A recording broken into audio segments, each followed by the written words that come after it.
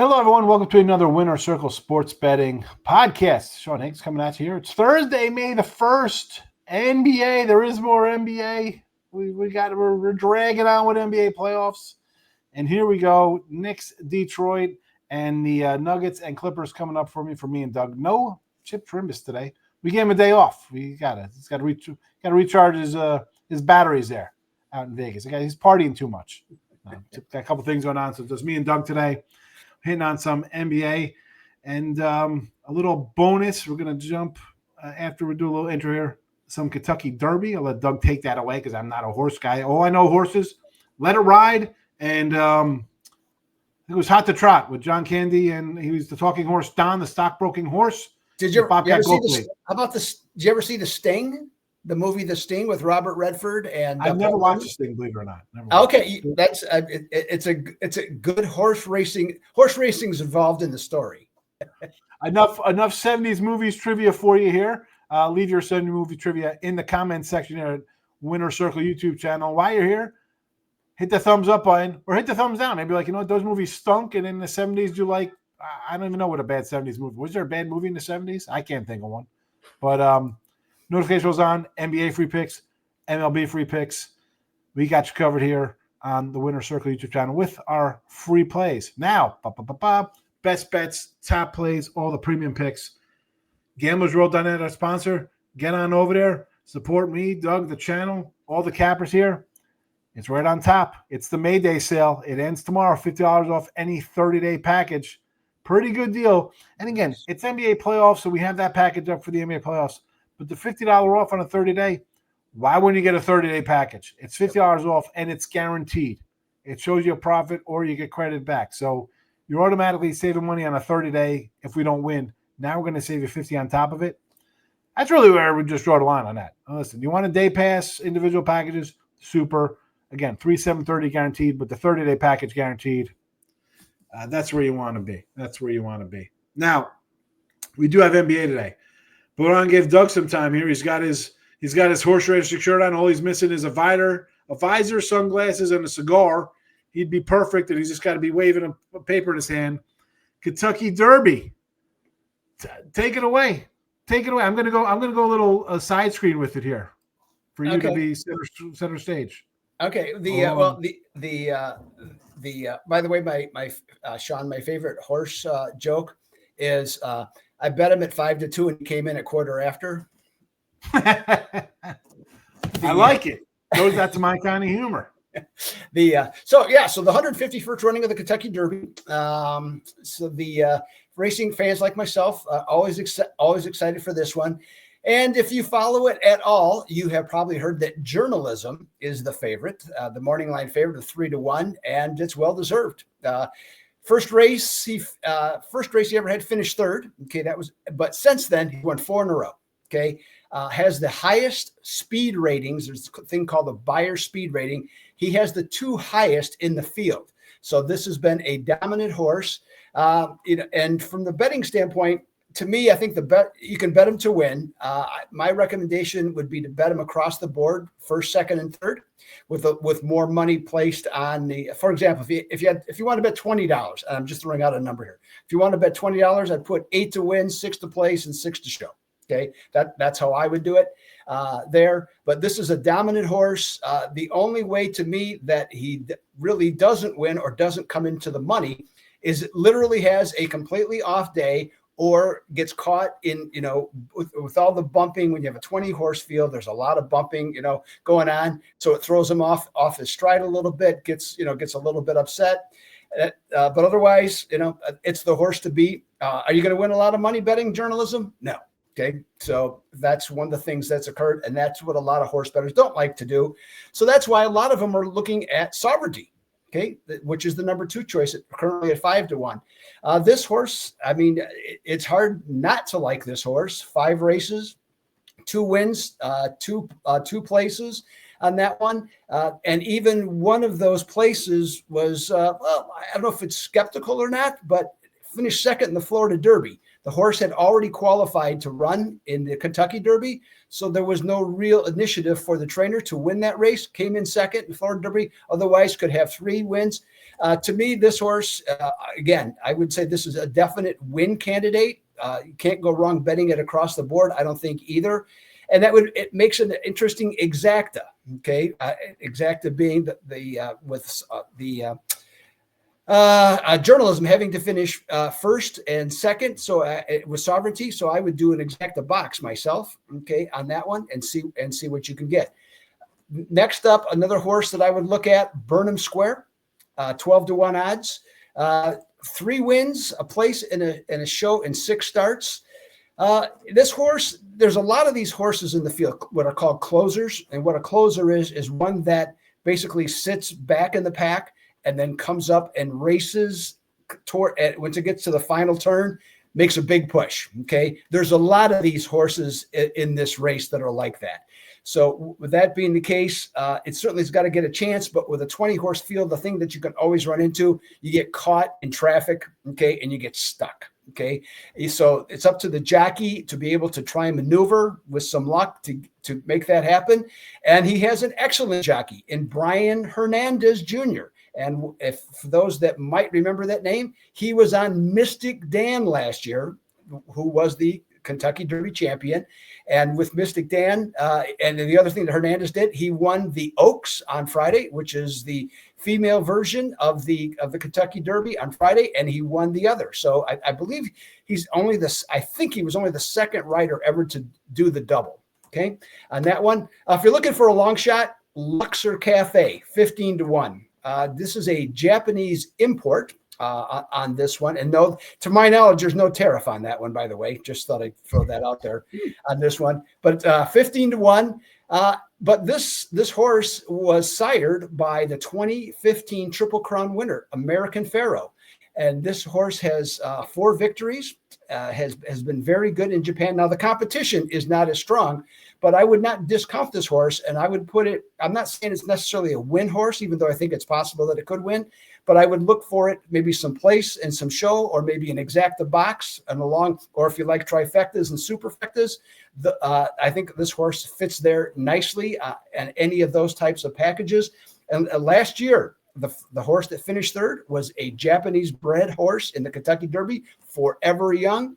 And I will wrap it up with, everybody wants a long shot. Okay, well, here's mine. Publisher, 20-1 odds on this one. I think this is a really interesting horse. The trainer is veteran trainer Steve Asmussen, great trainer. This horse, though, here's the interesting part. It's 7 starts, has never won. Okay, two places and 3 shows on this one. So, but it keeps cashing tickets. The interesting part here now, to me, at the Arkansas Derby, came back and ended up finishing second. And that was the first time that horse wore blinkers. So to me, that's a real positive trend. You got a great trainer and one of the best jockeys in the world in Ortiz Jr. I think this horse is a fascinating pick for a long shot, and I would definitely take it in, like I said, in any, I would look at it maybe play, show, exacta boxes, especially if you can get one with 4 horses, or any of the trifecta or superfectas. So so just to recap, okay, the horses that I like and how I'm likely to to bet this race is definitely like journalism.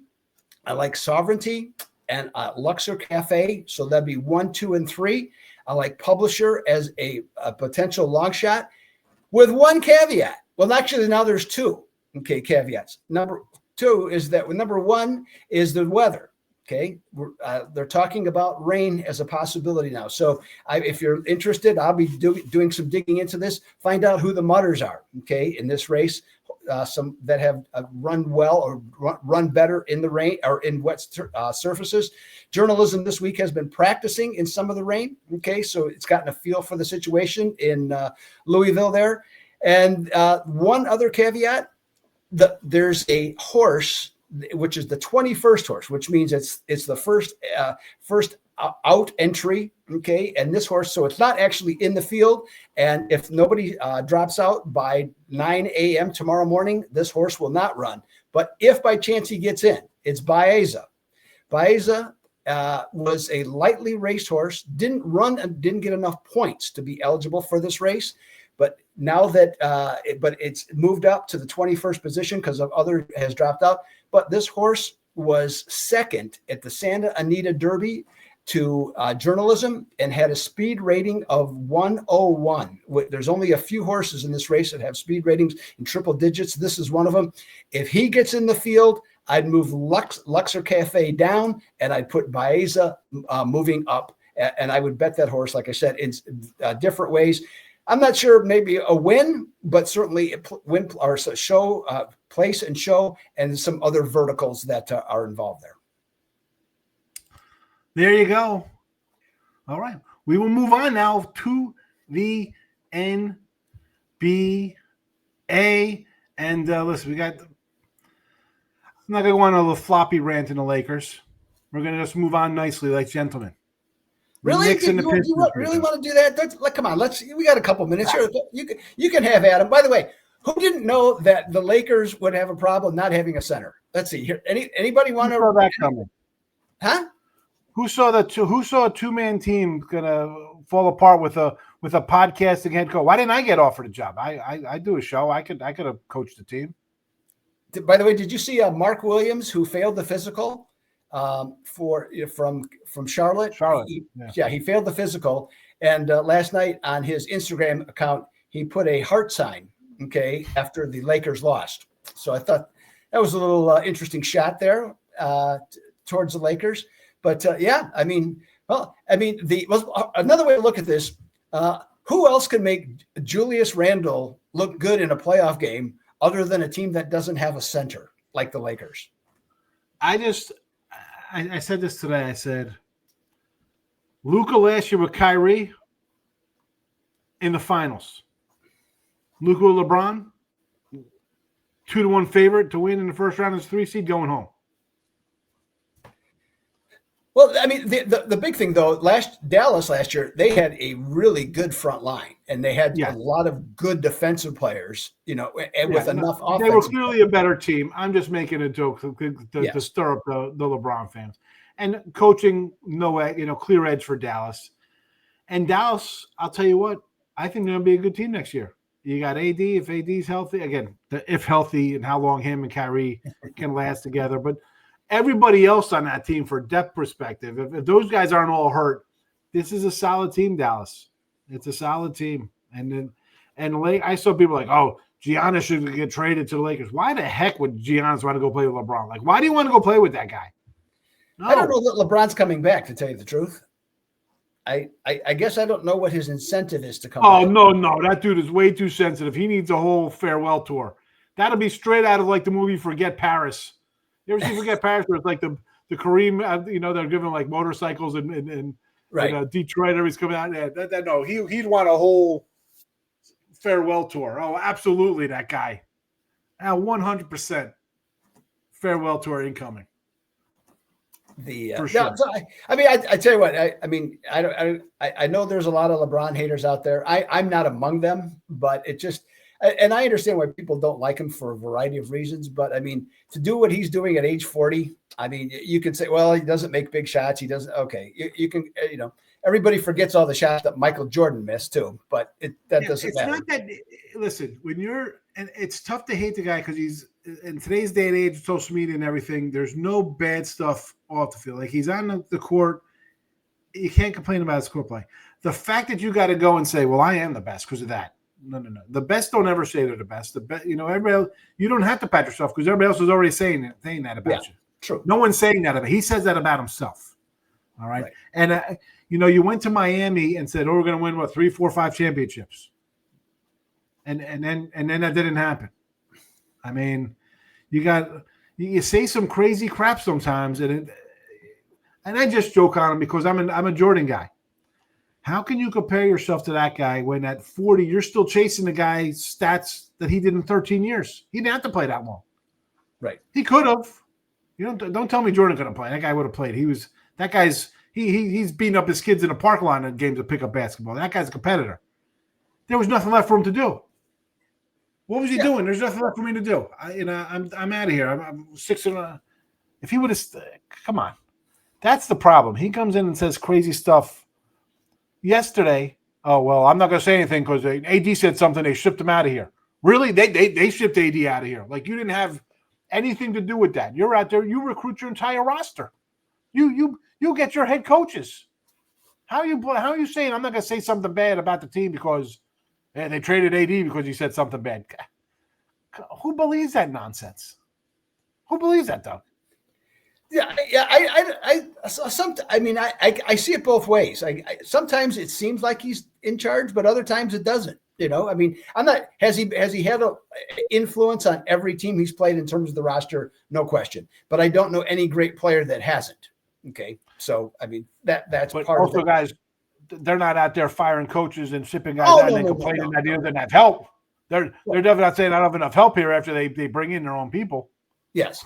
To me, this has always been the fundamental difference between the two, between him and Jordan. Jordan was an assassin. Okay. The guy was an absolute killer.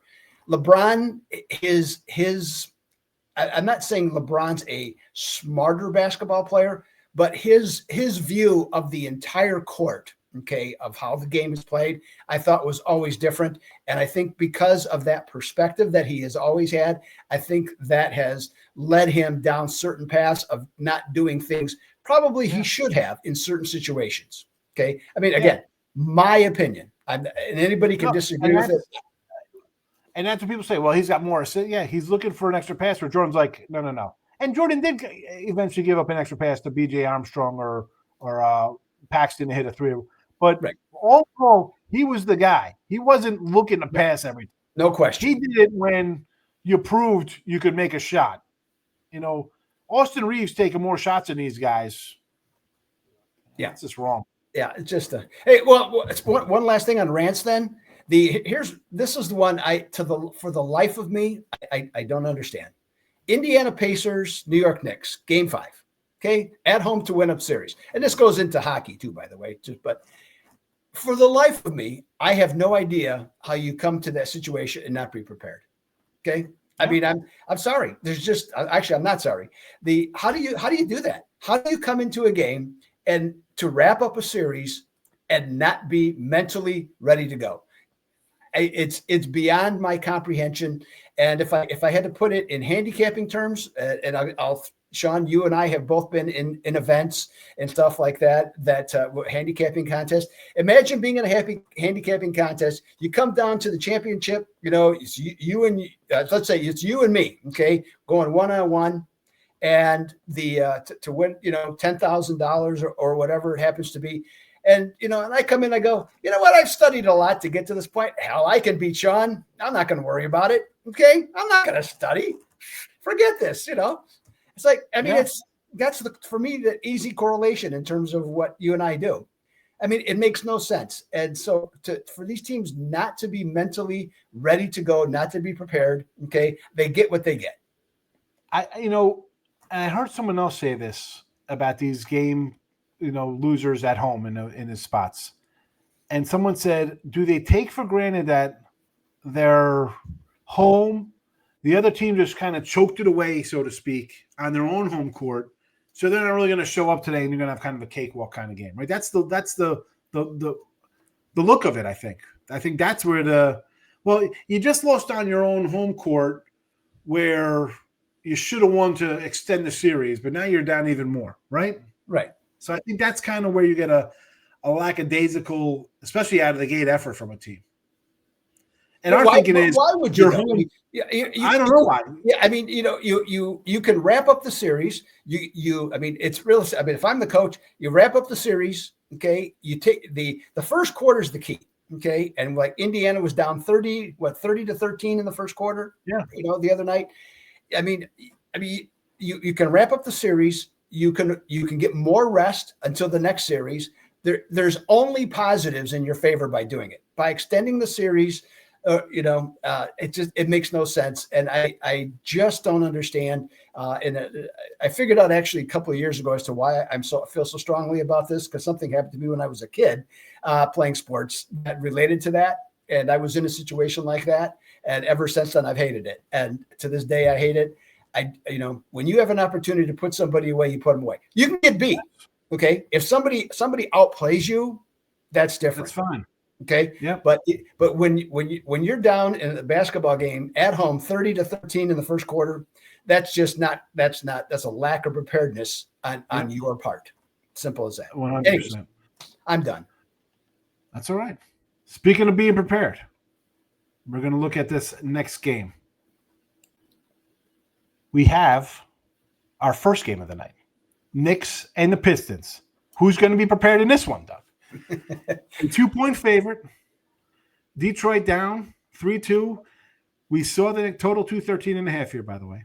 We saw the Knicks come in and literally kind of steal games from these guys in the last time they played here. Do the Pistons as a young team kind of find themselves? We're carefree. If we lose, so be it, but we got nothing to really lose if we even lose because we're not supposed to be here.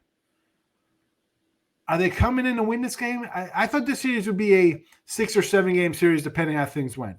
I want to take the Pistons. I kind of like the Pistons, but I think the Knicks experience is going to kind of win out here. Head coaching, I think, is going to be the difference maker. Why do I feel the Pistons are going to do something dumb and there's not going to be some kind of adjustment and the Knicks kind of pull away late and it's a 2-point, it's somewhere close and then all of a sudden the Knicks turn into a sizable win here. Yeah, he's not on the injury report, but I was a little concerned about Jalen Brunson. Okay, kind of tweaking that ankle again, and I wonder, at least a little bit about what's his deal. Like I said, he's not listed in any injury report, so maybe it's nothing, but it's just, I guess, because of this is what we do. We look for some of this stuff. So, but then I also wonder about like what you mentioned, Detroit, and I'm gonna just take a little different look though. Is that I think they had some pressure in game one because it was their first, not this team's first playoff game, but in the history of the team, first time in 8 years they had a playoff game. So I think there was some pressure there. I don't think they've faced any pressure otherwise. But now they've played 5 games. They've proven they can play with the Knicks. But now, can they win at home? Okay, can they get the job done? Can they force a 7th game here? I think that's another really interesting question in this one. But here's where I'm going to go instead. 3 of the last 4 games have gone under. And and I think there's a strong possibility that it could again. But here's the crazy thing to me about this, and this is what, in theory, I'm going opposite of where the market is here. But so it's 213.5, as Sean mentioned. The first half line, though, is 109. Okay, so significantly higher on the first half line, and both teams, by the way, do trend that way on the season to play more overs in the first half. But I found something that I just thought was great. When the first half total is 106 to 110.5, and it's a game 6 of a playoff series, I'm just going to, and obviously 2 teams have to do this. So anything is always multiplied by 2, okay, because you're dealing with 2 teams.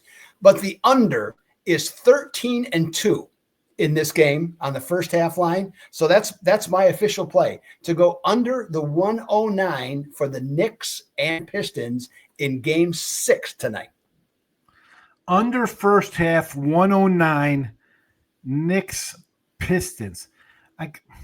And like you said, that's a tough one because the line is shaded to the over there, and you think you're home, you want to get out to a fast start, let's get it done. But again, we've seen some of these games. Nerves. We not only that, but the refs let them play a little rough. You're getting a little pushed off a little bit. Your jumper's off. You're just a little side hip to you off the side of the rim instead of going in through the net. I'll tend to agree with you on this one. Maybe I might actually look at this one now. Yeah, I thought it was fascinating. I found the number, okay, or I found the system, so I thought, oh, this is pretty interesting. I liked it just for that reason alone. But then when you match it up, that it's actually higher. To me, I'm looking at it. I get why the odds makers are thinking that, but to me, I think that just adds value to what I'm looking at. Because this should be 106, 107. Yeah. So yeah, well, we see that sometimes in college football a lot too. These first halves where, hey, I'm going to come in. I don't want to lay 36. Let's just come in and lay 14 in the first half. So all of a sudden, you're like, wait a second. If the line's 31, why am I laying 20 in the first half? It should be, right. So they get onto those kind of things a little bit. But this one, I think I tend to agree with this one a little bit more. More think about it because we mentioned Brunson. Let's be honest, the guy's playing. He's not sitting out game 6. That's not happening. But how good is he going to be? How effective is he going to be? Under first half 109 official pick here from Doug Upstone for all the Doug's premium picks. Whether hockey, where he's tearing it up at hockey, 60-something% in hockey. I don't know if that's pretty good, 62%. Go get his hockey. GamblesWorld.net, NBA, nice little run as well. And it's baseball too. Doug's got you covered at GamblesWorld.net. Go get all of his premium action for not only Thursday, but through the weekend. And as a Thursday, we covered the Derby there, but we got baseball talk. We got probably a baseball article coming out with baseball going on, or what? Later today, it'll be up and ready to go tomorrow. And then as the series advances for both hockey and NHL, there will also be previews of the Elite Eight for both sports. The Elite Eight. Not the. That's what we're gonna start calling it now. The Elite Eight. Just well, hey, they call it, and the other ones. Why call it the quarterfinals? That has no, or the conference semifinals. Who cares conference about that? Semis, right? Yeah, I mean, come on, it's the Elite Eight. Let's go. Game 2 NBA playoff action. The Nuggets and the Clippers. Here we go. This series here, I gotta say, a total not what I think a lot of people thought of this series, right? The Clippers came in hot, 18-20, 1 point dog or whatever they were in game 1 because we thought the Nuggets are done. They haven't played well. They're injured. Murray's not healthy. This team's got problems. We got playoff Kawhi coming in. He looks good. And yet here we are, Denver up 3-2. We saw this the other night because I took the Clippers thinking, you know what? I fell for this stupid okey doke the other day. I was like, Warriors getting 4? Why not? They're 4. Probably be a 1-possession game. No. The Rockets win. Then the Rockets did it again last night. Same thing as a 4-point fave. The Clippers, though, in their spot as a 6-point fave, no. They lost outright on a NC State style alley-oop airball kind of play. Crazy way to go down, and then you lose again on the road. Murray has been what we've seen out of him during the Nuggets championship. And that's the difference maker for me here. Whether he's load management nonsense, I'm hurt, I'm not hurt, whatever, playing possum for a month and then coming in and having, I'm ready for the playoffs, totally changes my perception of the Nuggets here. Mm-hmm. You're going to give me 6.5? I'm taking it. It's not a too good to be true. No, because it's still a 2-man focused team. Talk about a lack of depth teams. We're talking about the Lakers having no depth. The Nuggets are right up there with them with a thin bench. But I got MVP Joker, who's fabulous. And if I got this guy playing on that kind of level, I'm going to take 6.5 because you know what? Now it's kind of here Clipper culture choke job kind of stuff, right? We've seen the Clippers throw up on themselves. I can't trust them at 6.5. Give me the Nuggets at 6.5. Give me the points here with Denver, Doug. I'm going to agree with you on this one. And here, and you mentioned, everybody was on the Clippers. Everybody loved the Clippers and, and the whole Denver thing with the coach being fired and everything else.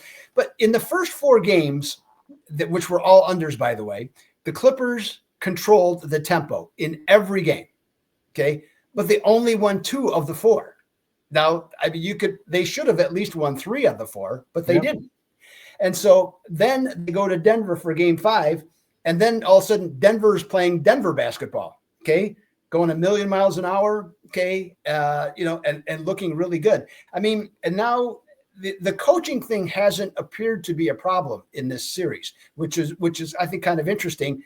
But the thing is too, you mentioned you got the Joker. Now you got playoff Money Murray, okay. I mean, he's back to his old self, and they arguably have the best starting 5 of any team in the playoffs. I'm not. You can make a strong case for Boston. I'm not going to say that, but I mean, their starting five is because anybody. So with that, they're getting contributions across the board. I think that win gave them a lot of confidence. I'm not going to say Denver wins tonight, but I don't know. For me, I'm agreeing with you, Sean. I don't know how you don't take Denver with the points tonight. And listen, if it goes down and the Clippers win this one by 10, because let's be honest, at 6.5, 7, it's 7 points. I won by 7. 7 might as well be 10 points, right? So I mean, you're talking to me that this team's going to be up comfortably by double digits the entire game in Game 6. I don't see that happen because that's the way I look at this spread. It's 6.5, but they got to win by 7. So 7 to me is a 10-point window because that's just what it is. You know, it's not 7. They're not fouling to extend that. You know, that's not helping you down the stretch here. Yeah. So, and I could see in truth, I could see the Clippers are -4 for the first half. I could see that. I could see them covering that. But I just think at crunch time, we've seen it. I mean, Denver's been the better team at crunch time. You know, so that like I said, Clippers have dictated the pace of these games, have played their game, and they're still trailing in the series. Yes. That's not a good look. And a team that fired its head coach a week ago or two, whenever Denver fired 3 games to go. I mean, 3 games to go. It's like, and yet here they are. Again, you got an MVP guy, a team that's won. Maybe they're like, you know what, we can do this. They're up 3-2 here, right? That's not. They're up in the series, and they're getting this many points. I could see yesterday's Lakers like, okay, it's still Luka and LeBron, and the Wolves are young, right? You don't know how they're going to respond to this kind of spot. You got a guy who's a multi-MVP winner, top of his game, and you're giving him 6.5 points in a closeout game? I'll take my chances. Yeah, well, you know, I'll take my chances on it. Call me crazy. I'll take my chances on that. I think that Game 4 victory was huge for them. You know? Oh yeah. I mean, I think that gave them the belief, you know, that, you know what, we can do this. You know, I think whatever hesitations they had about the coach, whatever, to go there and win that game and then come home and then blow them out, basically. Again, the Clippers can win.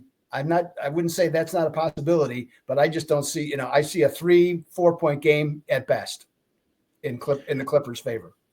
There you go. Doug agreeing. We got a twofer on this one here. The Nuggets and the points from me plus 6.5. Doug, free pick. Under first half, 109. Knicks and Pistons. Those are your free picks here on a Thursday at Gamblers Winner Circle. GamblersWorld.net for all of our best bets on Thursday, on Friday, on Saturday, on Sunday. GamblersWorld.net. Doug, what do you got tonight before we head out? Yes, well, right now there's a baseball play up right for my best bet in baseball, and from the timing standpoint, because hey, I had to be prepared for this show. So I will have an NBA play up that's coming up shortly. It's already written up. I just got to post it. And 1, if not 2 hockey plays. 1 hockey play for sure. There's 1 more I just want to check out yet again. So make sure to do that. And I'm going to ask people, by the way, for those that are horse racing aficionados, leave your comments, okay, for us. I'd like to see who you think can get this done. And maybe we can teach Sean something here, a little bit about horse racing, and see if he can maybe put a few bucks down this weekend and see what he can. Let's put it this way: when I went I had to do in order to make any sort of a living when COVID hit. I always liked horse racing. I've always bet horse racing. Like I said, I used to go to Arlington all the time. But then I decided I'm going all in. Okay, I got my full daily racing form thing online, and so I started doing horses daily. Okay, like 10 days after COVID hit. I started doing it different tracks, and believe me, if you can handicap horse racing and win, you are a extraordinary handicapper. I'll just say that. Absolutely. No thanks. I'll rely on somebody else's advice. There's nothing harder. I don't care what anybody says. You'll never convince me. Hardest thing I've ever done in this business was do that every day, 7 days a week. For 3 months, 4 months, whatever it was. Yeah. Horse racing. Jeez. Wow. Well, we got the Derby covered. We'll probably chop that up as a separate video too, as well, for you with the Derby fans. But again, under Pistons first half 109, Nuggets plus 6.5 here. I will see Doug on Monday. And have a good weekend. Everybody, thanks for watching. Your comments, let's get them. Put them out there, horse race lovers. Good luck today. Bye-bye.